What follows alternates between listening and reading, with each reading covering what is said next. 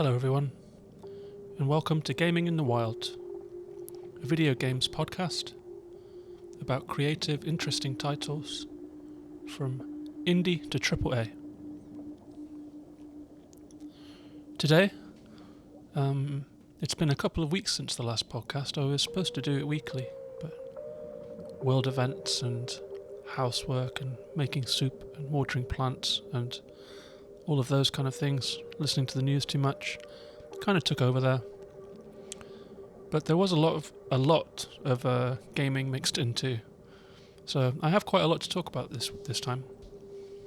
I've played a variety of games. My attention span has been very skittery these last few weeks. I've struggled to focus, sit down, sit still, play a game for a decent span of time. But I did want to play because it's good. It takes your mind off things. It's a nice, relaxing thing to do. So I played a lot, spread across Nintendo Switch, PS4, 3DS. Usually like half-hour stretches on a game, and there's like 5 or 6 games going at any one time. The one game that I have given a proper 6 hours in a couple of sittings was In Other Waters. It's a brand new indie game that came out a couple of weeks ago, and it's made quite a stir in the games media with good reason. It's a really interesting title. I was sent it to review for Switch Indie Fix, really cool website that you might have read. If you haven't, check it out.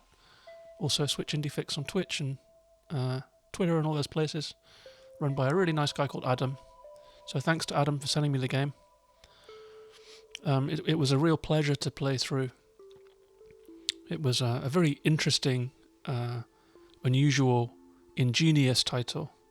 Very aesthetically considered.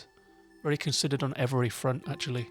You can tell that the mind behind this game knows exactly what it was going to be and has looked at every angle of it to make sure that it's as good as it can be. It was designed and written by Gareth Damian Martin and published by a fellow traveller. The game, it's described by the maker as a unique narrative exploration game, which is a good way of putting it. As I played through it, it's kind of a hard one to describe. It's got a lot of angles to it, but I'm going to try for you. As I was playing through it, I realised at some point that it was the most ingenious, forward-thinking text adventure that I've ever played. I played text adventures. They were some of the first games I ever played. There was a game called Sphinx Adventure, and you literally just read text, like you are in a clearing, there is a pirate here, etc. And you can type run away, you can type attack pirate, talk to pirate, these kind of things. And there's no graphics. And what In Other Waters does is it creates a topographical map that you're looking at, so you can see the lines, curves, and heights and depths of the ocean. Overlaid on that, there is a HUD, a heads-up display, which has a lot of different complicated information on it that you might struggle to understand at first. But as the game progresses, it gently teaches you what each thing is. There is a little bit of groping around at the start, kind of trying to figure out what you're supposed to do. But I think that's intentional. And you are not the protagonist of the story. Or maybe you are, but the main character is a doctor, a xenobiologist, a marine biologist of alien worlds, called Dr. Ellery Vass. Ellery wakes up or arrives in the game. You first encounter Ellery when you come into the game, and there's a voice saying on the screen in a text bubble, "Hello? Is anyone there?" And Ellery starts trying to call for help. Is paralyzed in an underwater exploration suit. And as you struggle with the buttons a little bit and fumble around and try and get your head in the game, it becomes apparent that you can reply to Ellery using the left or right D-pad just to mean yes or no. That's all you can do to communicate with Ellery. So you say yes, and Ellery's like, "Oh, thank God, someone's here, an AI is here to help me fix this suit. And Ellery talks you through a couple of basic controls, and then you start to navigate your way through the ocean looking for a safe place, a way station. And you navigate by clicking on a point on the map. There's like a little, you scan and you send out a ping, and then little dots appear around you, and each little dot is a location. So you click on the first dot, and the robotic suit moves in a straight line over to the next dot. When you get to the next dot, you receive a text bubble that says you are in a large sandy incline. Seaweed ripples around you. That's it. And then you scan again. There are two choices to choose from, so you pick one, and it says you're standing by a large cliff that's been heavily eroded. It looks like it may have been inhabited by some kind of life form which has burrowed into the surface. And then on you go. You click, you navigate, you move forward. Hyper repetitive, kind of soothing. Reading the text, and the text paints beautiful pictures in your mind. It's very evocative, very vivid, very well written. Literary text that you get, but you get it in tiny bite-sized chunks, like text messages almost. So the game is kind of tricking you into doing an awful lot of reading, but in a very gamified way. It's sugared the pill, and it's beautiful to look at. The screen is a beautiful sort of aqua blue colour. The hood is a bright neon yellow. The game is very vivid. As you go deeper, the blue will darken. As you go higher, the blue will lighten. Life forms appear on the screen as dots, moving dots. You can scan them. And there's a really cool discovery and exploration system. So if you manage to scan a fast-moving dot, then Ellery will identify it, make preliminary notes about what it is in the text. Like, oh, it's a fast-moving jellyfish. It's translucent and moves faster than you would expect. Where is it going? And then you see another one, you scan it again, and Ellery is like, I can see that the tentacles are attached to the underside of the hood. And then if you scan it 5 times, you get a nice tinkling sound of discovery. And Ellery has made enough observations to do a taxonomy entry in the database. So when you get back to base after your first dive, you've scanned 2 or 3 different creatures.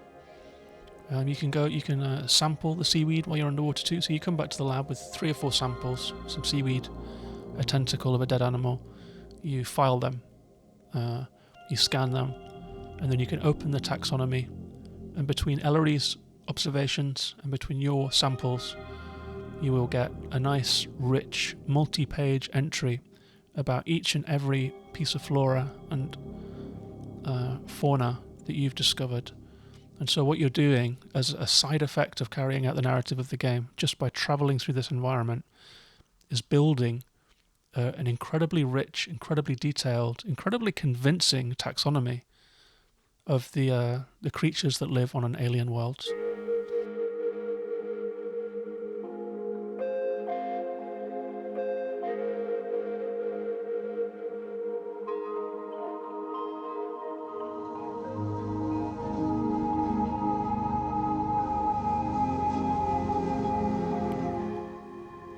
There is a narrative to the game too. You do arrive on the planet in search of a colleague, but I think it's best to just not really delve into the narrative too much. It's something that you should experience while you play. Suffice to say that it's enough to keep you going. It was enough to keep me going through the game and to give me a sense of purpose. But in honesty, I was really playing for the exploration, for the experience of being a xenobiologist, collecting samples, making observations, discovering huge blooms of coral and life forms that form a ceiling over you in the sea, and getting deep into this really mystical science fiction landscape that this game somehow manages to conjure with a simple map and words.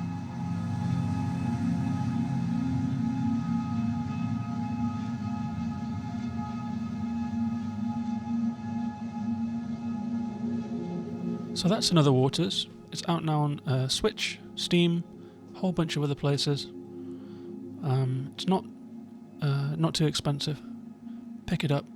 It's, I would say 6 to 10 hours for the base game, but I would say you could double that if you decide to explore the map everywhere that a little pin falls with a request for a sample.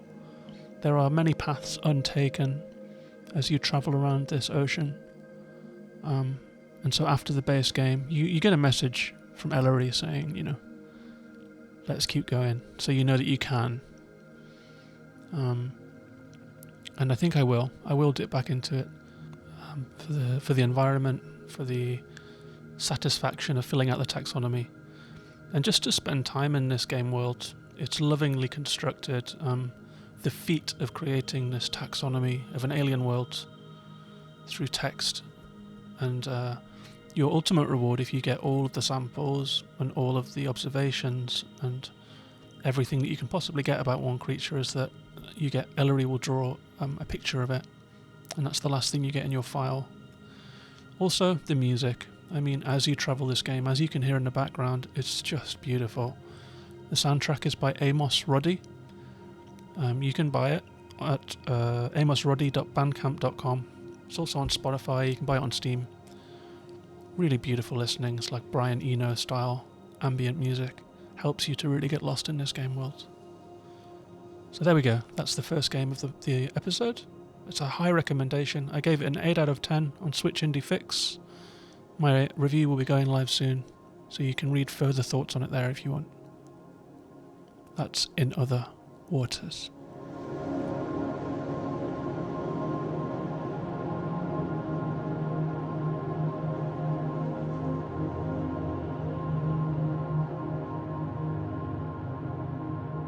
I was really wanting to just leave that soundtrack playing, to be honest with you. It's just beautiful. It's really in my taste bracket. But the second game that I'm going to talk about today is a complete leap away from this arty, current indie game style that we've just been talking about now, because it is a kind of strangely forgotten AAA game that came out on the PlayStation 4 called Gravity Rush 2.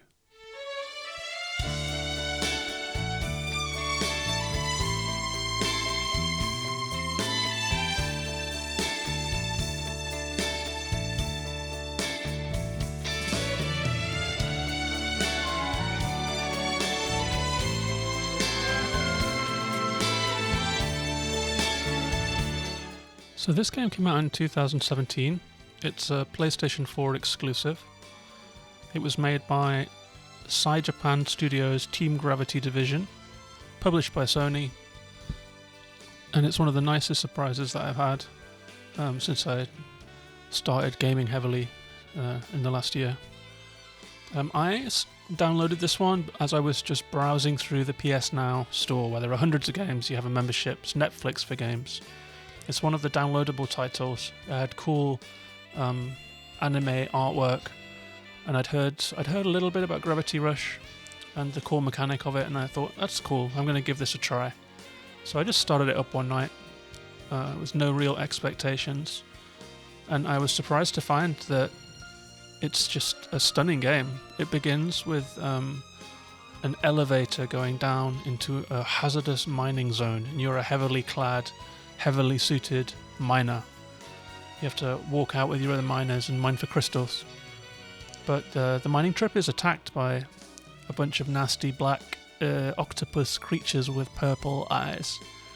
And before you know it, you've thrown off your suit and you've been revealed to be the kind of youthful, supermodel-looking, gravity-defying superhero Cat, who I assume we're supposed to know at this moment from the first game, which was on PS Vita.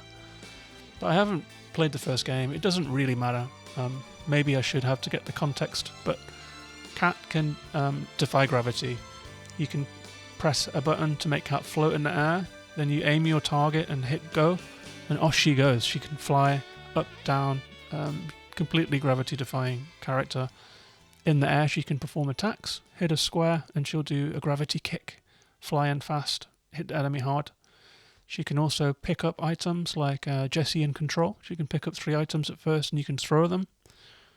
And she can do a string attack, a pretty easy combo attack. It's just a single button bash, which you can power up from 5 to 6 to 7 to 11, 12 different moves in a string. And after this mining trip, you go back to Banga Village. It's a floating village. Every building in Gravity Rush 2 is powered by these crystals, purple crystals that defy gravity 2. And you're collecting them, you're mining them, they're a resource. And you're stuck in this mining village. It's a really beautifully realized location as a little hub world for the game. There's different characters that have different roles. There's like a little kind of dock area, the work areas, living quarters, in wooden shacks that are connected by wooden walkways. It's a little bit like the movie Waterworld, if you've seen that, except instead of the encampments floating on water, they're floating in the air. And as a gravity shifter, you are a kind of incredibly valuable resource, and the people around you seem to clock onto that pretty fast. Kat, as a character, is adorable. She's like the most optimistic, wide-eyed character that wants to believe the best out of every situation. So anytime you get some creepy old miner or like some dude who wants you to do a job for them because they're lazy or because it's easier for you, Kat will just rationalize it and she'll do it. Side quests are always like some old guy is like, oh, my stuff is everywhere, and you go and grab all his stuff with your gravity skills, put it in one place. Could have done it himself, but Kat will do it anyway because she's just really nice.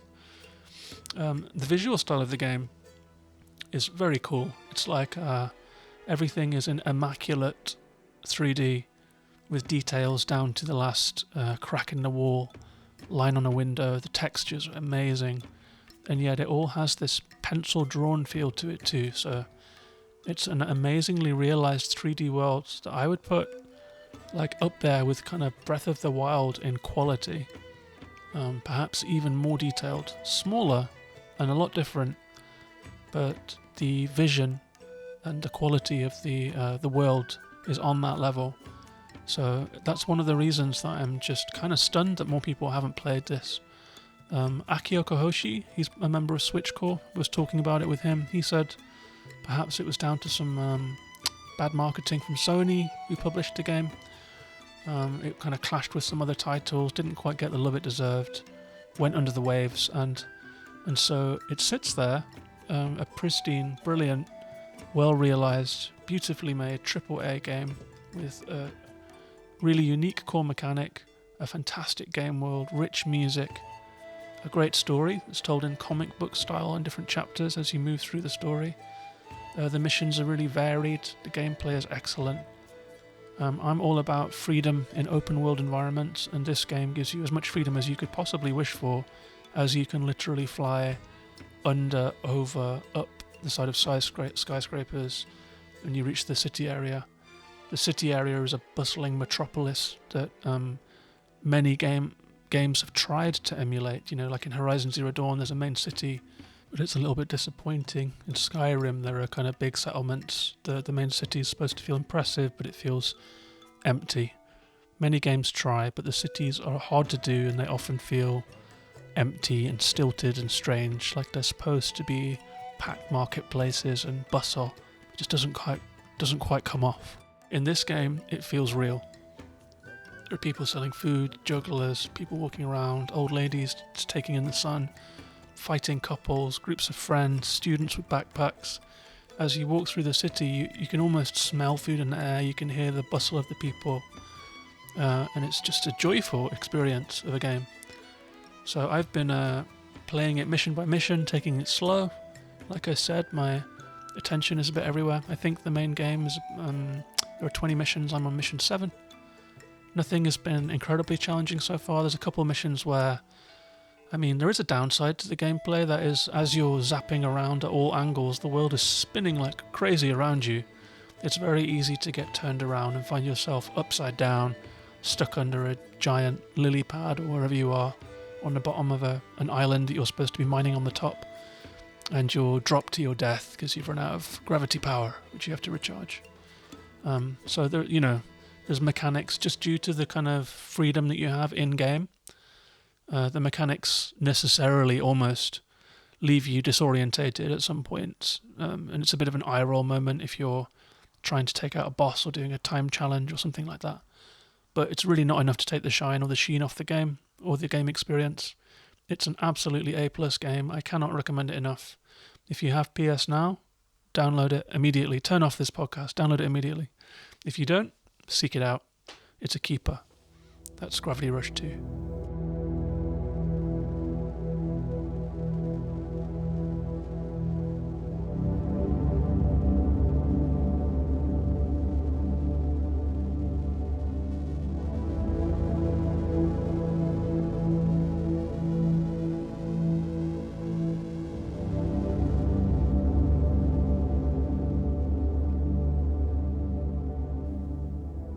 So next I'm going to do a little roundup of a few games that I've started or dabbled with in this attention skittery period that I'm having with games. I'm supposed to be doing the hashtag one finish a week challenge, and I started strong, came roaring out of the trap and finished a whole bunch of games really quickly. I was finishing a lot of Sumo Go 1 or 2 hour iPad titles, short games like Gris, Sayonara Wild Hearts, Far Lone Sail, so I stacked up like 30 games in no time at all. There were a couple of big ones thrown in there. Horizon Zero Dawn was in there, Super Mario Odyssey was in there, although I still have to do the DLC and the back end of Odyssey, which I will at some point. But I have a whole stack of games that I've been dying to tuck into, big substantial games. And I actually started this one by accident. It's one of the big games that I have been wanting to play since I got a PS4. It is the infinite exploration game, No Man's Sky.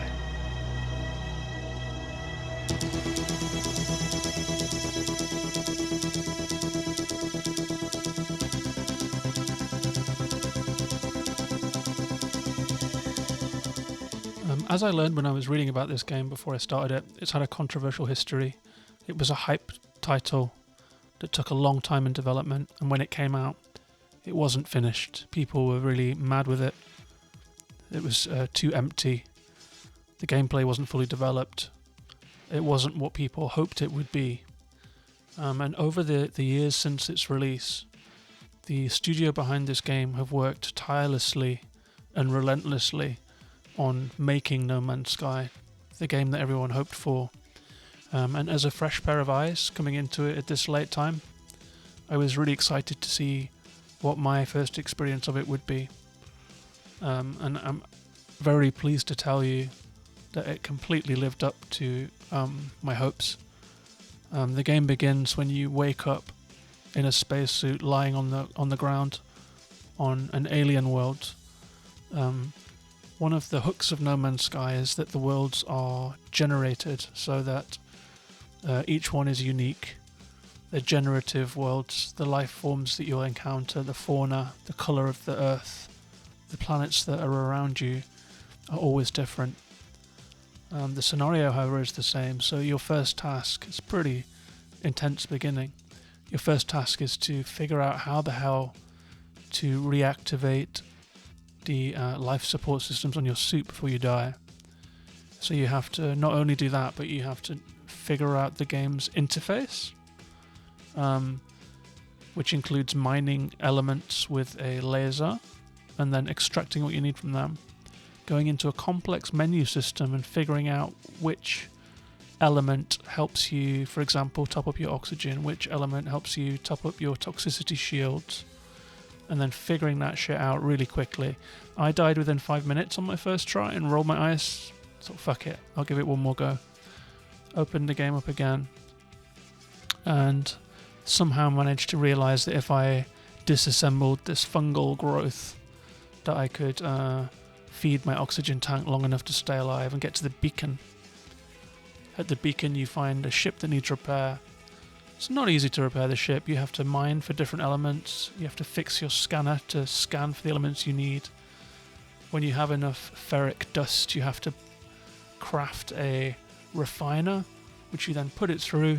You get some metal, you make some metal sheets, you patch up your ship, and times that by 3. So the first 2 hours of the game are spent hunting for resources to patch up your ship.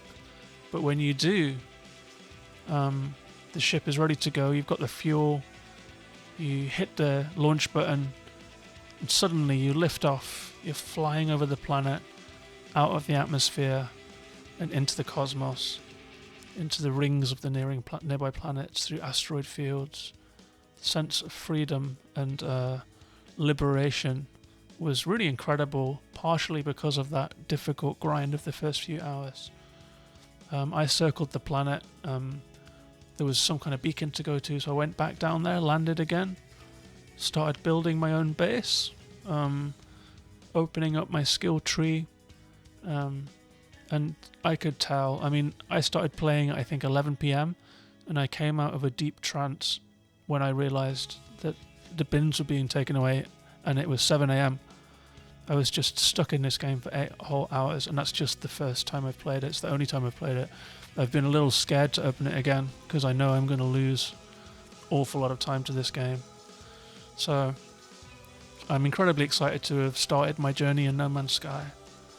And I think I'm going to have a really good time with this game.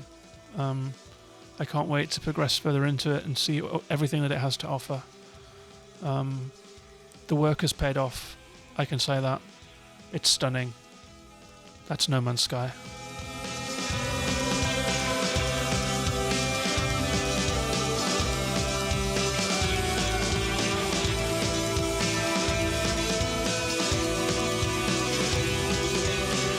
I should add as a postscript, the soundtrack is by 65 Days of Static.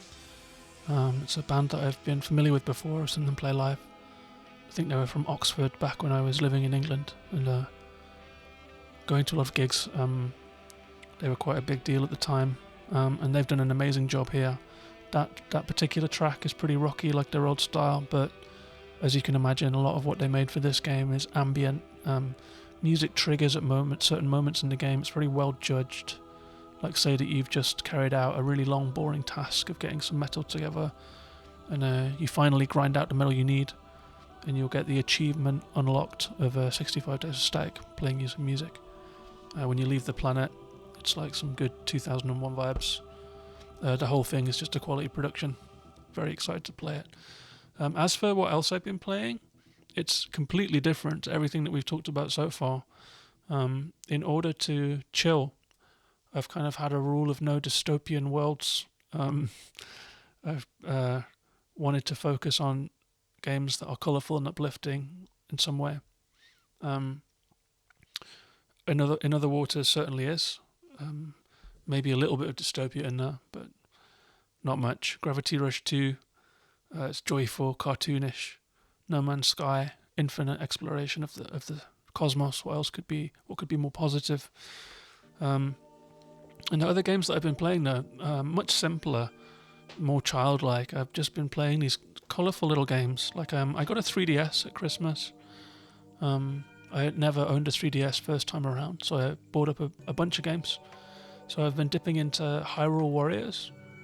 It's a hack and slash game set in the Hyrule Kingdom, kind of parallel game to the Zelda universe. It contains all of the characters from throughout the Zelda series, popping their heads into the different episodes. The main gameplay is a battlefield game where you are swamped with hundreds of enemies at any given time, and you play a massively overpowered Link who can swing his sword and send 20 enemies spinning into the sky. And you have to kind of navigate a battlefield, go to danger points or meeting points, transfer between characters, which includes Zelda. For once, you can actually control Zelda, use her powers, and it's nice to see Zelda as a powerful warrior character in a Zelda game, because so she should be. You can also be, you will come across Midna, you'll come across the young version of Impa, who's very old in Breath of the Wild, but who's still like a badass warrior here. And you can travel through the Hyrule universe in a completely different way. The gameplay is very satisfying and very simple. It's mindless, like an arcade game really. You feel like you should be pumping money in for your next to continue. Great game. I also been playing Hey Pikmin because I'm a huge Pikmin fan. I played Pikmin 1 on the GameCube and was bewitched by it. If you don't know, you play a dopey little spaceman called Captain Olmar, who's crashed on a hostile planet, but he finds that there is a life form called Pikmin. They have like a long, elongated cone for a head, and on the top there is a leaf or a flower, depending on if it's a blue, a red, or a green. And you literally pick them like plants, and then these little creatures that scamper around. You enlist an army of them, and when you have 100 Pikmin, you can kind of throw them at creatures, and they'll take out the creatures by jumping on them. They can build bridges, they can go through water and pick up objects for you to help you fix your ship. Absolutely charming game. Hey Pikmin is a 2D variant that came out on the 3DS. It's kind of a platform version. It's a much cut down take on the Pikmin idea, but it's in that Pikmin world. It still has that colourful gameplay. The Pikmin are delightful. The gameplay is fun. It's light, it's easy. The thing that I like about 3DS games is that they are designed very much in true handheld games, you know. They're bite-sized. The levels are 5-10 minutes. You pick it up, you put it down. It's for a train journey. It's for an airport wait. It's for a waiting room.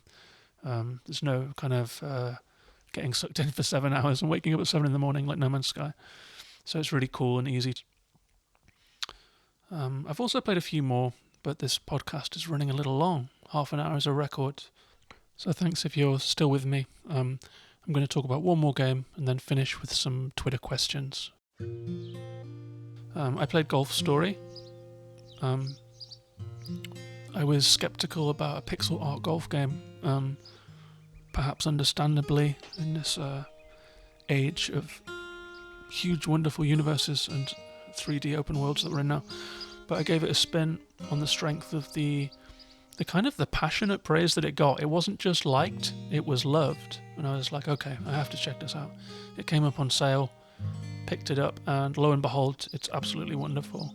It's a golf RPG where you pick up your dad's old clubs. You wake up one day and you're like, I'm going to carry out what my dad always wanted me to be, a professional golfer. Off you go to a broken down, dodgy old golf course and start hitting a couple shots here and there, trying to get a coach, fixing weird problems, talking to people, like the people running the soda bar. Like half RPG, lots of little side quests, a power-up system, simple power-up system for your shooting, swings rather. The game opens up and there's like a nice little pixel world, like a little bit like Super Mario World. You go out into the world map, visit different courses. There's a weird desert course. I was a bit surprised that the desert course is inhabited basically by cavemen who speak in like a really broken down version of English. Felt a bit weird. Then there's a high mountain course with wind, and suddenly you're learning about how to deal with wind and slopes. So the game is leading you through all of the different skills that you're going to need for what I imagine will be a huge like American Open style finale. I've heard that it gets tough towards the end, so I'm looking forward to that. And before the questions, I just want to squeeze in one last game just to mention. I've been playing Bulletstorm. It's a 2011 PS3 title that recently was ported to Switch. It is a completely dumb and completely brilliant first-person shooter. It's on rails, so you're moving through a kind of a set sequence of scenarios. It doesn't feel too rails-like. Sometimes those games are a bit annoying, but this really feels like you're in like an action movie. Like say you're in a the film Gravity or something like that, where you're just a sequence of crazy events happen and you just have to get through it. You play a hugely overpowered, drunk former soldier who's now a mercenary. You have a range of guns. You have a laser whip which you can shoot out of your wrist, grab enemies, whip them towards you in slow motion, and then you can either boot them or you can shoot them in the air for skill shots. Shoot them, if you get extra points for shooting them in the head, you get extra shots for shooting them in the ass. It's kind of a very gruff dude sense of humour throughout the game. But honestly, I've had so much fun playing Bulletstorm. It's like 1 minute you're sliding down a cliff on a water slide with your character like howling with laughter before you land in an enemy packed zone and you just have to wipe them all out with a chain gun.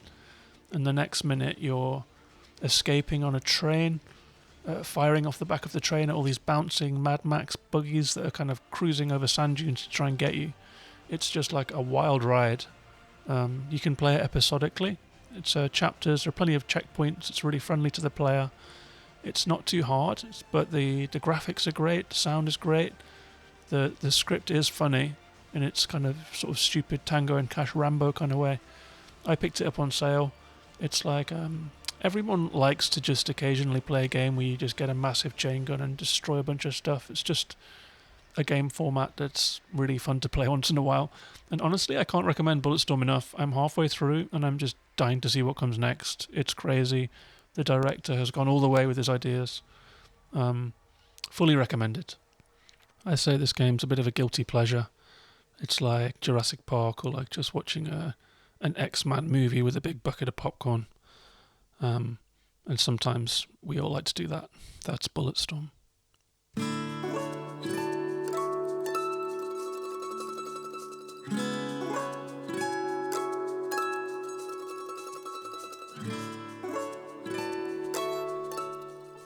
I thought it would be fun to just finish with a couple of Twitter questions. So I put out a little call on Twitter. I'm at Gaming in the Wild on Twitter to see if people had any questions they want to ask about games, about life, about Iceland, about whatever really.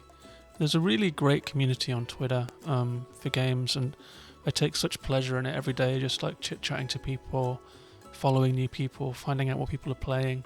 It's a huge part. It's become a huge part of how I enjoy games, is like talking about them with the Switchcore guys, like hashtag Switchcore, and Switch Indie Fix, chatting to the different writers who are writing for that great site. And the first question comes from Adam, who is the editor of Switch Indie Fix. He says, here's a question, John. You're going back and playing older games in lockdown. Why not brand new ones? And that's like a super fair question. Like, I feel seen with that one.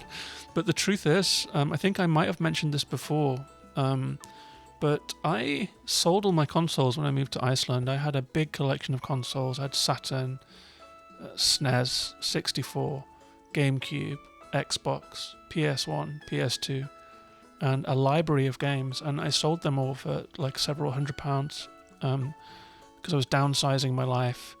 And I moved to Iceland and I really didn't pick up a game since then. Just had a super busy work life and a super Spartan lifestyle, just like moved around from apartment to apartment with not that much stuff. So it wasn't until last August that I actually picked up a Switch. And suddenly found myself with a lot of time on my hands to play games. And just launched into the deep end, basically. Played Breath of the Wild from bottom to top, over 280 hours, according to my Switch. And so, basically, I've missed out on a generation of consoles.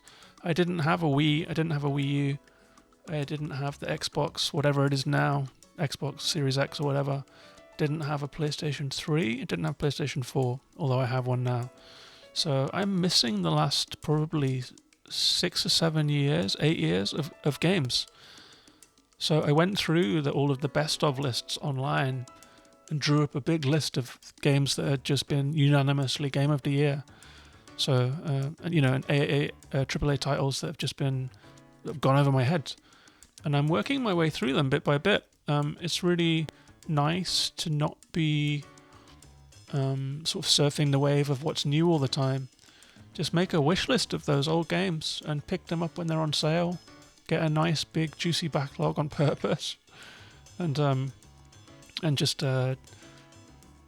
take the temperature of what I missed. And I've had such a good time doing it. You know, like Horizon Zero Dawn was a revelation, and games like Gris, even though that was just last year, Journey. I played a bit of Half-Life 2. I played Portal 1 and 2 on Steam. A Short Hike, Far Lone Sails, Sayonara Wild Hearts. I'm just tearing through this history of games. Gone Home, Edith Finch, Everyone's Gone to the Rapture. I have the Borderlands series. I have the Bioshock series. I have all these games that I'm just dying to play. So playing old games is it's what I do right now. Like, I pick up the occasional new title, but I'm filling in the blanks of 7 years of missed gaming and making up for lost time. So that's the answer to that one. The second question is from Oni Boyfighter. His Twitter handle is at cmills215, Mills with a Z. And he says, have you tried Death Stranding? I am dying to play Death Stranding. I've watched videos of it. I've seen the hype building around it. I've heard the controversies, all of the opinions. I've looked at a little bit of the look of the game, and the landscape that it happens in is very Icelandic, actually. Just those mountains and that mossy lava that you have to traverse. I'm going to play it for sure. It's on my list. Maybe after I've done No Man's Sky and some other stuff, or maybe if I impulse buy it if it's on sale. I'll definitely be playing Death Stranding, so that's a firm yes. The question after that one, let's have a look. Underwater River, who is at Anna Milgram, Anna with one N. Anna is a good friend of mine, so hi Anna, thank you for the question, love you. She says, have you tried any tabletop RPG games with people online? I've been playing a few simple storytelling games, and they've been really nice. No, I have not. I haven't played any tabletop RPG type shit since my adolescence, when I was a big Warhammer guy with a Space Marine army of painted miniatures and an orc army with a zombie dragon, which I'd built up and painted, and I'd have entire days playing with my friends over on a huge tabletop in the garage. Since then, I've not. I am a bit of a loner for that kind of shit, I think. I quite like just sitting down and getting my head stuck into a computer game in my own time, video game in my own time. But maybe, I don't know, I'm gonna chat to you about that a little bit more and see if you can fill me in and persuade me a little bit. Another question is from AAS Group is their Twitter handle, and they ask simply, where are Team 3?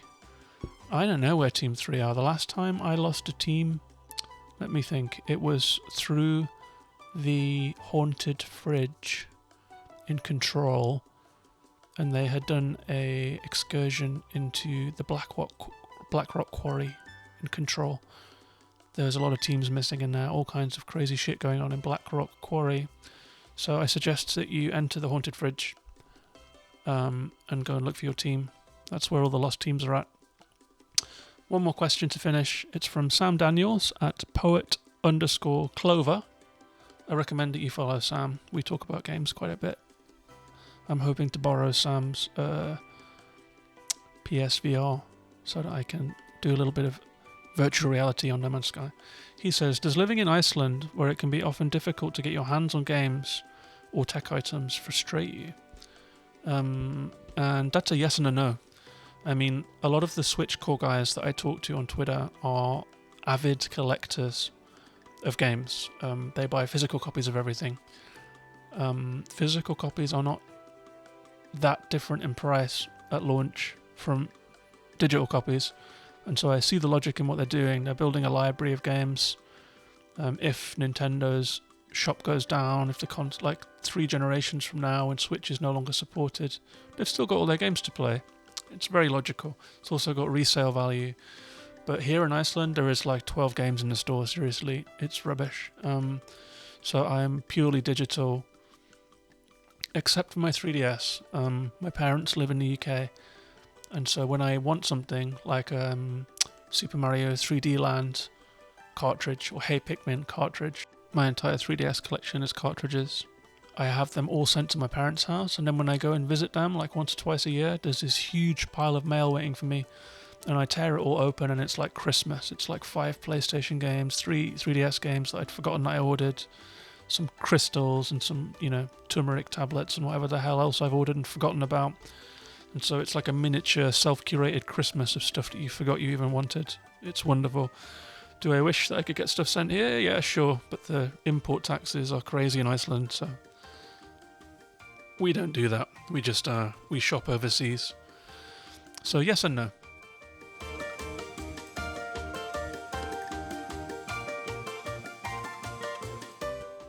So that's the podcast. I hope that you enjoyed this edition. It's my own fault that it's so long because I feel like Gravity Rush and In Other Waters should have been 2 separate episodes, and I've just been living my life and forgetting to do podcasts. So I hope that you enjoyed this long 45-minute epic of a podcast. Thank you for the questions. Thank you for all of the people on Twitter, the Twitter community. I just want to thank everybody for being so nice all the time. It's a big help in this strange time to be able to just vanish into a really caring, pleasant, good-spirited community. If you want to get involved with that, follow me at Gaming in the Wild. Check out the people posting on the hashtag SwitchCorp. That's Switch, CORPS. And I'll hope to talk to you there. Thanks for listening, and stay safe out there, and bye-bye.